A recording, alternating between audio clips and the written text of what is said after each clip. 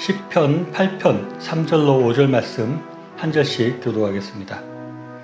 주의 손가락으로 만드신 주의 하늘과 주께서 베풀어 두신 달과 별을 내가 보오니 사람이 무엇이기에 주께서 그를 생각하시며 인자가 무엇이기에 주께서 그를 돌보시나이까. 그를 하나님보다 조금 못하게 하시고 영화와 존귀로 관을 씌우셨나이다. 사람은 자기의 기분에 따라서 자신을 대단한 사람으로 생각하기도 하고, 또 어떤 때 기분이 나쁠 때는 굉장히 자신감이 없어지고 아무 의미 없는 사람같이 느껴지고 아무 의미 없는 인생으로 생각되기도 합니다. 너무 자기 자신이 중요하고 대단하게 생각하는 것도 문제가 생깁니다. 교만해지거나 자기만 중요하다고 생각하는 사람들은 문제가 있을 수 있습니다. 그러나 반대로 너무 자신을 하찮은 사람으로 생각하고 모든 일에 자신감이 없고 자기 자신을 과소평가하고 그래서 늘 우울한 생각을 하고 살아도 문제가 됩니다. 할 수 있는 일도 못하게 되고 아주 무력하게 살 수 있기 때문입니다. 사람들이 자기가 어떤 사람인가를 정확하게 판단하고 균형감 있게 자기의식을 가지는 것은 아주 중요한 문제라고 할 수 있습니다. 나는 어떤 사람인가를 생각할 때 중요한 판단 기준이 되는 것은 다른 사람들의 평가라고 할 수 있습니다. 다른 사람들이 나를 대단하다고 평가를 해주면 기분이 좋아지고 자기 자신이 또 스스로 내가 대단한 사람으로 생각하게 됩니다. 반대로 사람들이 무시하고 자기 자신을 낮게 평가하면 한없이 자신감을 잃게 되고 우울해지게 되는 것입니다. 그러나 이 사람들의 평가라는 것이 일정하지도 않고 정확하지도 않은 경우들이 많습니다. 또 금방 변하기 때문에 믿기 어려운 부분들이 있습니다. 특히 대통령과 같은 정치인들에 대한 평가를 보면 너무 극단적으로 나뉘어지기 때문에 사람들의 시각과 평가를 믿기 어려운 부분이 많은 것입니다. 한쪽 사람들은 너무나 훌륭하고 좋게 이렇게 평을 하는데 다른 쪽 사람은 세상에서 가장 나쁘고 가장 무능한 사람으로 이렇게 평가를 하는 것입니다. 그런 것을 보면 이 사람의 평가라는 것이 너무나 부정확하고 너무 쉽게 바뀌는 것이어서 신뢰하기 어려운 부분이 있다는 것입니다. 그래서 우리가 사람의 평가를 무시할 수는 없고 존중해야 되겠지만 그것을 너무 절대적으로 신뢰하거나 거기에 얽매일 필요는 없습니다. 우리가 사람들이 나를 어떻게 생각하는 것보다 더 중요한 것은 하나님께서 나를 어떻게 생각하시는지 그것이 더 중요한 기준이 되고 그것이 더 필요한 것이라고 생각합니다. 왜냐하면 하나님은 사람들처럼 그렇게 평가가 왔다 갔다 하지도 않고 사람들처럼 지혜가 없어서 이렇게 생각하기도 하고 저렇게 생각하는 것이 아니라 하나님은 정말 지혜로운 분이시기 때문에 정확하게 평가하고 판단할 수 있는 분이시기 때문입니다. 그리고 사람들의 평가는 사실 별로 의미가 없을 수 있습니다. 그들의 다른 사람의 평가가 나를 어떻게 좌지우지하지 못하는 경우들이 많고 좌지우지한다 하더라도 굉장히 제한적입니다. 그러나 천지를 창조하시고 이 세상을 다스리시고 주관하시는 하나님의 평가는 우리에게 아주 중요한 문제일 수밖에 없습니다. 오늘 읽은 시편 8편 3절로 5절 말씀을 다시 한번 읽어보겠습니다. 주의 손가락으로 만드신 주의 하늘과 주께서 베풀어 두신 달과 별을 내가 보오니 사람이 무엇이기에 주께서 그를 생각하시며 인자가 무엇이기에 주께서 그를 돌보시나이까. 그를 하나님보다 조금 못하게 하시고 영화와 존귀로 관을 씌우셨나이다 라고 말하고 있습니다. 여기에서 사람이 무엇이기에 라는 말이 나옵니다. 이 시편 기자는 사람이 무엇인가를 말하면서 앞절에서 하나님께서 베풀어 두신 달과 별을 말을 합니다. 즉 다시 이 말을 생각해 보면 하나님께서 우리를 위해서 달과 별을 만들어 주시고 이 세상의 모든 것들을 창조해 주셨다는 것입니다. 그러니 사람이 얼마나 대단하고 중요한가 하는 것을 말하고 있는 것입니다. 어떤 큰 부자가 자신의 사랑하는 사람을 위해서 엄청난 돈을 들여서 아주 좋은 집을 지어주고 아주 화려한 정원과 놀이동산 같은 것을 만들어 주었다면 그것을 받는 사람을 우리가 우선 굉장히 대단한 사람이다 라고 생각할 수 있는 것입니다. 이 사람은 굉장히 그 사람에게는 소중한 사람이구나 하는 것을 알 수 있는 것입니다. 이 시편 기자는 하나님께서 이렇게 놀라운 달과 별을 지어주신 걸 보면 하나님께서 우리를 얼마나 대단하게 생각하시는가, 얼마나 존귀하게 생각하는 것인가 하는 것을 알 수 있다는 것입니다. 또 이어지는 말씀에서 하나님보다 조금 못하게 하셨다라고 말을 하고 있습니다. 세상에 이것보다 더 큰 찬사가 있을 수 없습니다. 우리가 하나님보다 조금 못하다 하는 것은 이게 굉장한 것이라고 할 수 있습니다. 많이 못하다 그래도 하나님과 이렇게 비교되는 것 자체가 굉장히 영광스러운데, 하나님께서는 지금 우리에 대해서 하나님보다 조금만 못한 그런 존재다 하니까 우리가 얼마나 대단한 존재라고 말씀하고 있는지 생각할 수 있는 것입니다. 그리고 영화와 존귀로 관을 씌우셨나이다 라고 말하고 있습니다. 하나님께서 우리를 높이셔서 영화와 존귀로 관을 씌워주신 그런 사람이, 그런 존재가 우리 사람들이라는 것입니다. 하나님께서 이렇게 대단하게 우리를 높여주시고 하나님께서 이렇게 대단하게 우리를 존귀하게 생각하는 것입니다. 우리는 우울하고 기분이 좋지 않을 때 나 같은 인생이 무슨 의미가 있나? 나 같은 존재가 무슨 의미가 있나? 나는 아무것도 아니다 하는 생각에 빠질 때가 있습니다. 그러나 성경은 우리가 그런 무의미한 존재, 그런 하찮은 존재가 아니라는 것을 말씀하고 있다는 것입니다. 하나님께서 나를 위해서 달과 별을 만들어주시고 나에게 영화와 존귀로 관을 씌워준 그런 존재가 나라는 존재라는 것입니다. 이렇게 우리 사람이라는 존재가 하나님 앞에 중요한 사람이고 아주 존귀한 사람이라는 그것을 성경에서는 아주 다양하게, 성경에서 아주 많은 곳에서 이것을 분명하게 증거하고 있습니다. 요한복음 3장 16절 말씀 보면 하나님이 세상을 이처럼 사랑하사 독생자를 주셨으니 이는 그를 믿는 자마다 멸망하지 않고 영생을 얻게 하려 하심이라 라고 말하고 있습니다. 우리를 향한 하나님의 사랑이 너무나 커서 하나뿐이 없는 아들을 주시기까지 우리를 사랑하셨다라고 이렇게 말씀하고 있습니다. 어떤 사람들은 우리 인간이라는 존재가 어떻게 하다 보니 우연히 생겨났다고 말을 합니다. 또 어떤 사람들은 하나님께서 이 세상을 창조했지만 하나님께서는 우리를 다스리지 않고 우리에게 신경 쓰지 않고 관여하지 않는다고 말하는 사람들이 있습니다. 그러나 성경은 우리가 그렇게 우연히 태어난 존재거나 하나님께서 전혀 관심을 가지지 않는 그런 존재가 아니라 하나님의 하나뿐이 없는 아들까지 주셔서 우리를 구원할 정도로 우리를 깊이 생각하고 계시고 우리를 사랑하고 있다고 말씀하고 있습니다. 요한일서 4장 9절에서 10절 말씀을 또 보겠습니다.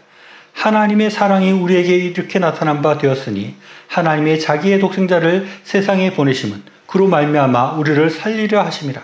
사랑은 여기 있으니 우리가 하나님을 사랑하는 것이 아니요 하나님이 우리를 사랑하사 우리 죄를 속하기 위하여 화목제물로 그 아들을 보내셨음이라 라고 말씀하고 있습니다. 하나님께서 우리를 사랑하셔서 그 아들을 보내셔서 화목제물을 삼으시고 우리를 구원하셨다는 것입니다. 하나님께서 우리를 너무 소중하게 생각하고 우리를 사랑하시기 때문에 하나뿐이 없는 아들을 십자가에 매달아서라도 우리를 구원하시고 우리를 살리시기를 원하셨다는 것입니다. 고린도전서 7장 13절 말씀 보면 너희는 값으로 사신 것이니 사람의 종이 되지 말라 하는 말씀이 나옵니다. 너희는 값으로 사신 것이다 라고 이렇게 말합니다. 베드로전서 1장 18절 19절 말씀 보면 너희가 알거니와 너희 조상이 물려준 헛된 행실에서 대속함을 받은 것은 은이나 금같이 없어질 것으로 된 것이 아니요 오직 흠이 없고 점이 없는 어린 양 같은 그리스도의 보배로운 피로 된 것이다 라고 말씀하고 있습니다. 우리 사람이라는 것이 예수님께서 우리를 위해서 죽어주신 그런 사람이고 예수님의 피값이 치루어진 사람이 우리라는 것입니다. 어떤 사람은 우리 육체가 한 10,000원 정도의 가치가 있다고 합니다. 이 인간을 막 분해해가지고 화학물질로 이렇게 추출해서 팔면 한 10,000원 정도로 환산할 수 있다고 합니다. 그런데 우리가 그런 10,000원밖에 안 되는 그런 존재가 아니라는 것입니다. 우리의 값은 예수님의 피값이라는 것입니다. 예수님의 피값이 얼마일까요? 세상에 그 어떤 비싼 것보다 가장 비싼 것이 예수님의 피값 아니겠습니까? 우리가 예수님의 피값이 치루어진 그런 사람인 것입니다. 그렇게 가치 있고 그렇게 비싼 사람이라는 것을 말씀하고 있습니다. 마태복음 10장 29절로 31절 말씀 보면 참새 2마리가 한 앗살론에 팔리지 않느냐 그러나 너희 아버지께서 허락하지 아니하시면 그 하나도 땅에 떨어지지 아니하리라. 너희에게는 머리털까지 다 세신 바 되었나니 두려워하지 말라. 너희는 많은 참새보다 귀하니라 라고 말씀하고 있습니다. 하나님께서 우리를 소중하게 생각하시니까 우리의 머리털까지도 다 세신 바 되었다고 그렇게 말씀하고 있습니다. 사람이 굉장히 소중하게 생각하는 것이 있으면 그것을 맨날 보고 닦고 이러면서 뭔가 문제가 있는가 생각하고 뭐가 묻거나 기스가 나거나 하면 즉시 그것을 이렇게 다 고치고 수리하고 닦고 이렇게 하는 것입니다.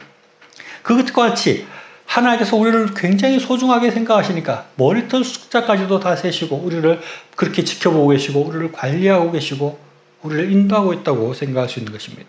마태복음 6장 26절로 30절 말씀 보면 공중의 새를 보라 심지도 않고 거두지도 않고 창고에 모여들이지도 아니하되 너희 하늘 아버지께서 기르시나니 너희는 이것들보다 귀하지 아니하냐. 너희 중에 누가 염려함으로 그 길을 한 자라도 더할 수 있겠느냐. 또 너희가 어찌 의복을 위하여 염려하느냐. 들의 백합화가 어떻게 자라는가 생각하여 보라. 수고도 아니하고 힐쌈도 아니하느니라. 그러나 내가 너희에게 말하노니 솔로몬의 모든 영광으로도 입은 것이 이 꽃 하나만 같이 못하였느니라. 오늘 있다가 내일 아궁에 던져지는 들풀도 하나님께서 이렇게 입히시거든 하물며 너희일까 보냐 믿음이 작은 자들아 라고 말씀하고 있습니다.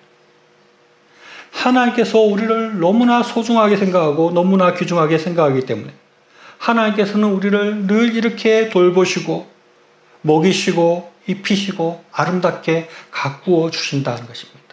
우리가 이런 하나님의 특별한 돌봄과 관심을 받는 그런 존재라는 것을 우리가 생각해야겠습니다.